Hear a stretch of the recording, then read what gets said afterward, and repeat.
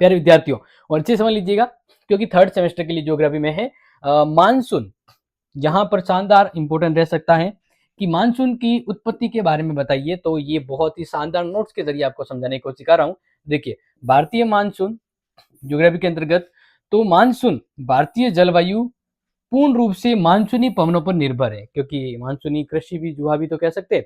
अब यहाँ पर नोट कर लीजिएगा और अच्छे समझ लीजिएगा कि मानसून शब्द अरबी भाषा के मौसम मौसम शब्द से बना है और जिसमें ऋतु और मौसम नाम संबंधित होता है।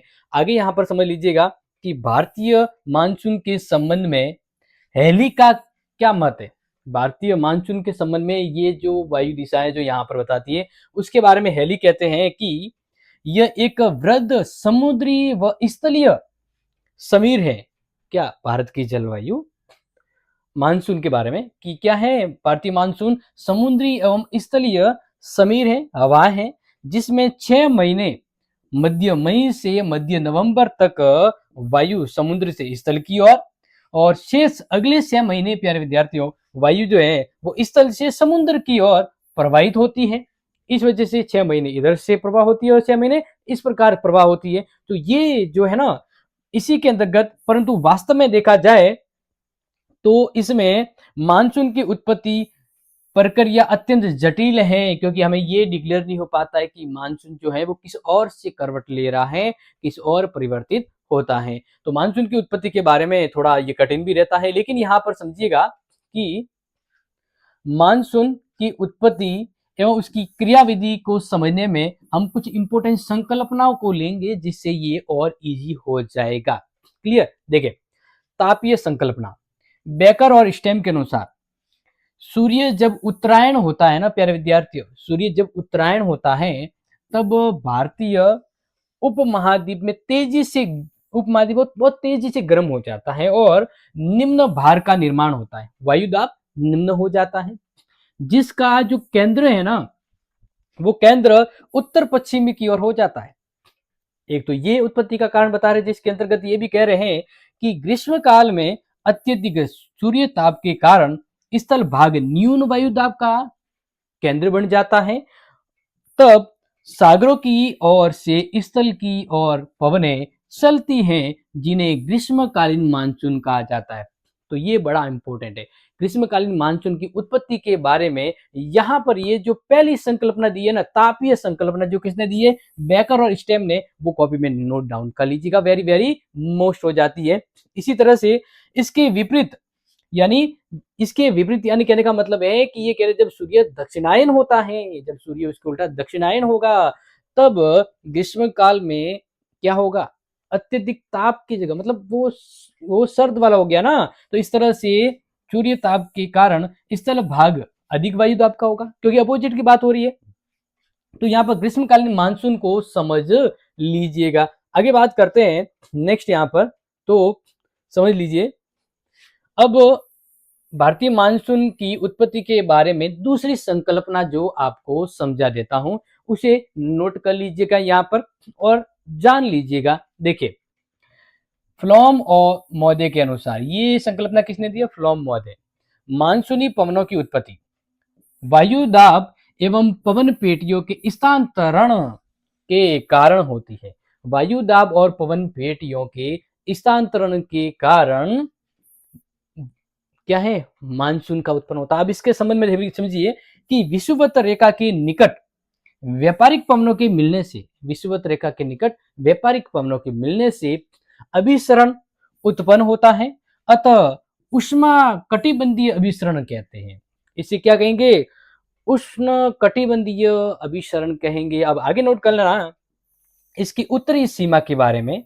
उत्तरी सीमा देखो, उष्ण कटिबंधीय अभिसरण सीमा तक तथा दक्षिण सीमा तक अंततः उष्ण कटिबंधीय अभिसरण कहलाता है। और इस वजह से ये फ्लोएन का नियम जो कहता है गति है ना, गति का संकल्पना, जिससे मानसून की, भारतीय मानसून की उत्पत्ति होती है। आगे बात करें तो नेक्स्ट समझिएगा, तीसरी जो संकल्पना है भारतीय मानसून की उत्पत्ति के बारे में, जेट धारा सिद्धांत। देखिए, मानसून की उत्पत्ति के बारे में परंपरागत यानी प्राचीन समय से जो सिद्धांत प्रचलित है वो ये है, प्रादेशिक कारणों को उत्तरदायी माना जाता है जलवायु के मानसून की उत्पत्ति के बारे में। तो समझिए, ग्रीष्म ऋतु में सूर्य ताप के प्रभाव से स्थल भाग अत्यधिक तापजन्य और निम्न वायुदाब केंद्र को जन्म देता है। इस वजह से प्यारे विद्यार्थियों, यह निम्न वायुदाब का केंद्र महाद्वीपीय क्षेत्र के से आर्द्र हवाओं को अपनी ओर आकर्षित करता है और इस वजह से अंततः ग्रीष्म ऋतु में हवाएं समुद्र से स्थल भाग की ओर प्रवाहित होती हैं। समझना आ रहा ना आपको? जबकि शीत ऋतु में इसका उल्टा होता है और यही क्रम से मानसून की उत्पत्ति होती है, जिसको जेट धारा बोला जाता है। क्या बोला जाता है? जेट धारा प्रवाह बोला जाता है। आगे यहां पर आपको समझा देता हूं, नोट कर लीजिएगा। भारतीय मानसून एवं उसका स्वभाव कैसा है, किस प्रकार के मानसून है जो अपने नेचर को बदलता रहता है। तो देखिए, समझिएगा। देखिए, भारतीय मानसून की झलक जीवन पर नजर आती है, अपने जीवन पर भी नजर आती है, क्योंकि देखा जाए तो मानसून काफी नाजुक मिजाज का होता है। कभी कभी बदल जाता है, मूड है, कभी चुटकियों में, कभी सेकंडों में बदल जाता है ये मानसून।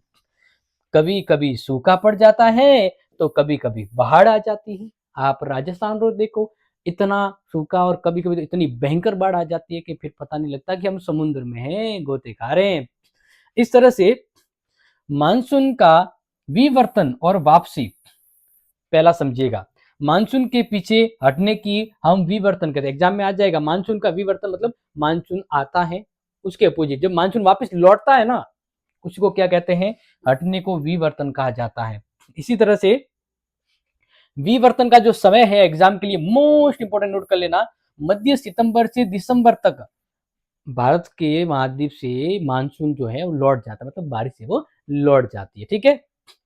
जब न्यून भार का क्षेत्र उत्तरी भारत में बंगाल की खाड़ी की ओर खिसकने लगता है, अब सूर्य दक्षिणायन होने